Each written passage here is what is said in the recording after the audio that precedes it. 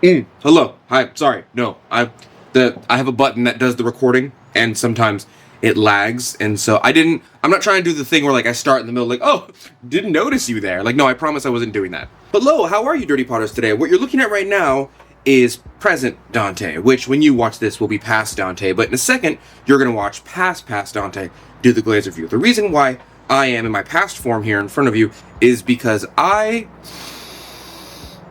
might have lost the footage to most of this episode. Listen, I know you love me talking about what kind of clay we're gonna do it on and how we're gonna dip it, how much water's in the thing, and all that fluff before we get to the actual product. Long story short, I am transferring computers, and within the transfer, I lost a couple of files. Those couple of files are the file to the video you're about to watch right now of me explaining all the things and what we're doing. Usually I try and put my glaze reviews kind of like a sandwich where I explain everything I'm doing, I prep the glaze, and then you have the meat of me glazing the glaze and showing you the after effects of the glaze. So it's like the glazing techniques and the firing and the combos, and then after that I give my opinions, and that's kind of the glaze sandwich, if you will, of how I make these episodes. But I lost pretty much the buns of the glaze. So you're essentially just going to watch the meat of the glaze. This entire video is me explaining this to you and also showing you the DL-floating blue glaze from AMACO straight out of the gate. It's going to be a much shorter video.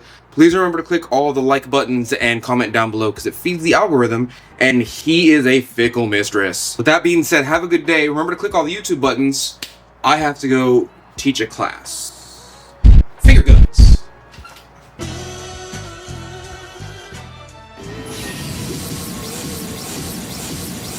Okay, now that everything's out of the kiln, let's take a look. This is our floating blue textile on a porcelain clay body.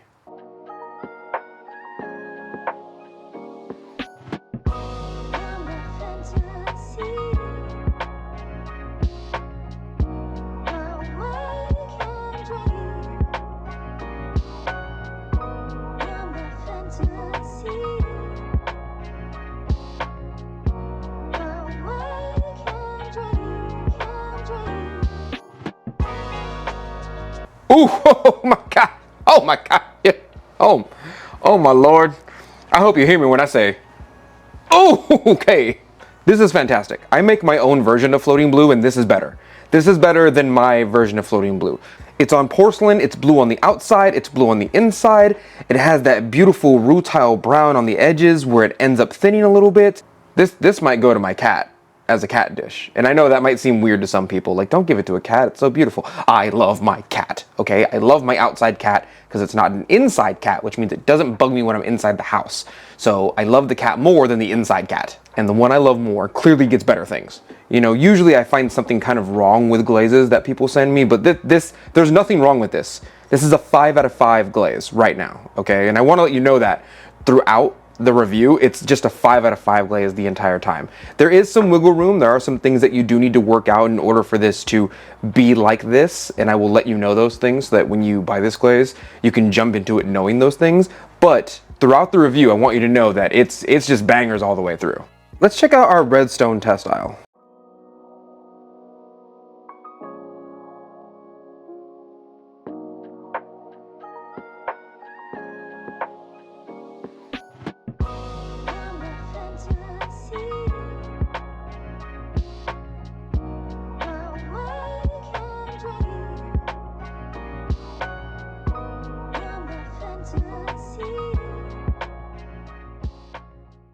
Here's the thing, on a redstone textile, it's relatively difficult to see the blue unless you get just the right angle, then you can see the beautiful blue.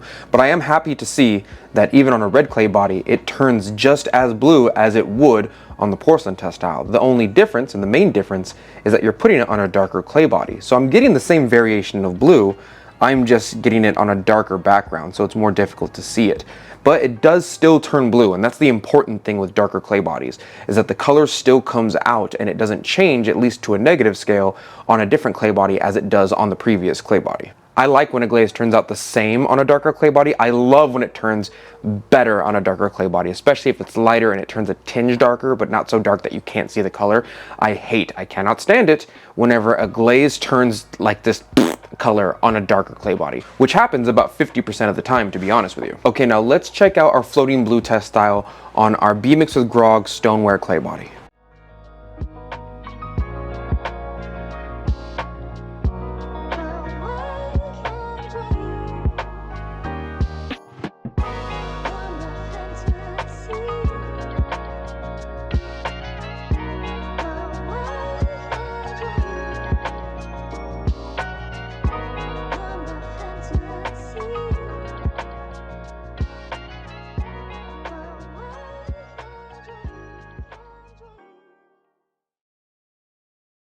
Ooh, that's good. That is so good.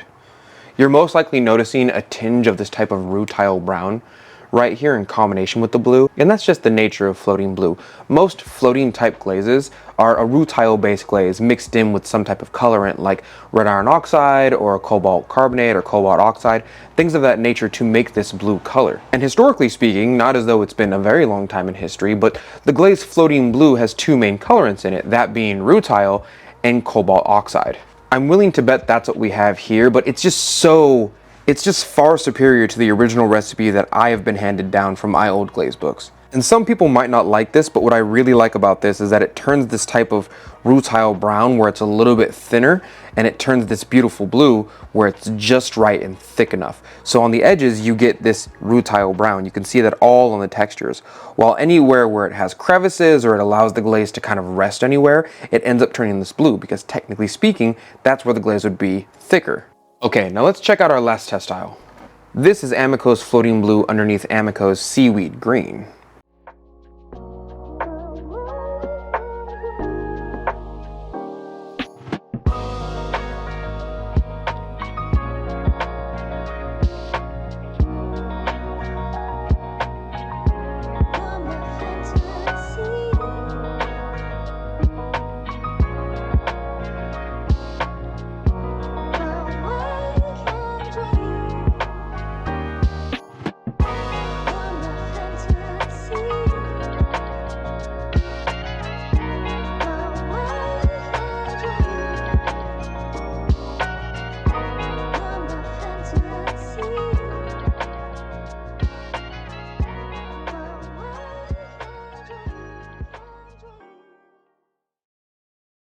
Yeah, that's right, I tricked you. You didn't even know I had seaweed green in the studio, did you?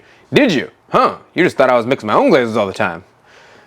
I mean, I am, but I had some left over, so. For anyone who's wondering, this is also a B Mix with Grog stoneware clay body, right? So these are pretty much the same. The only difference is that I put seaweed green on the very top. And I forgot what number of PC it is, but I'm pretty sure this is an AMACO Potter's Choice glaze. These are great. I mean, literally every single one of these is a banger. The most disappointing one, which is not to say that it's disappointing at all, is the redstone one, and that's just because it comes out less blue, but I mean, how can you blame them?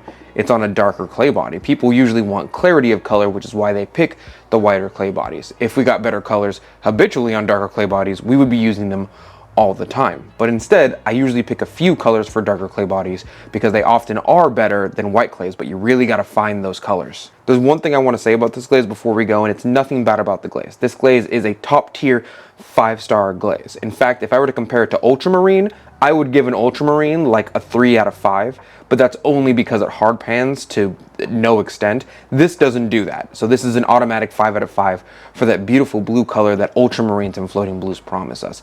The only caveat I will say with this glaze is that if you either don't put enough glaze on, or if you put too much water in the glaze bucket, it will end up turning titanium rutile brown on you, and you lose a lot of this color.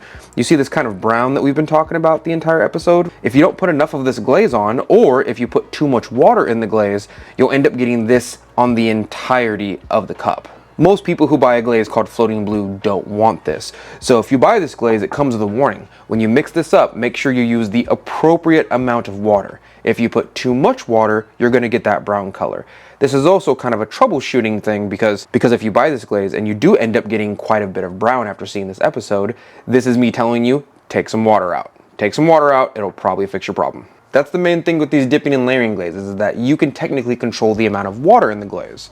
And the more water you put, technically speaking, the less mineral you get on the pot than if you had less water, because you'd get more mineral. It's a different ratio altogether. I know I'm kind of hounding this point in, but I do foresee people buying this glaze, putting 5 liters of water in it instead of about 3.8 or 4, and then complaining that they're getting the color brown. My brother in Christ, follow the instructions and everything will be fine, I promise. And the final fantastic thing I have to say about this glaze is that the textile is right on the money, and you know we enjoy that on this channel. The textile says I would get blue with hints of brown whenever it ended up going on any type of texture, and that's what we got. That's exactly what we got, and we love it on the channel. The textile actually told us the truth this time, and that automatically makes Floating Blue DL-20 from AMACO Dipping and Layering Line a 5 out of 5 glaze. Thank you, Dirty Potters, for joining me today. If you like this kind of content, make sure you click all the YouTube buttons down below.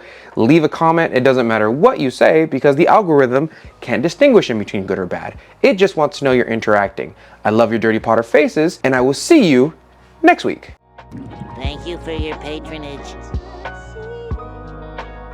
That's right, I said he, because when you have the amount of testosterone that I have in my blood system, anything can get it.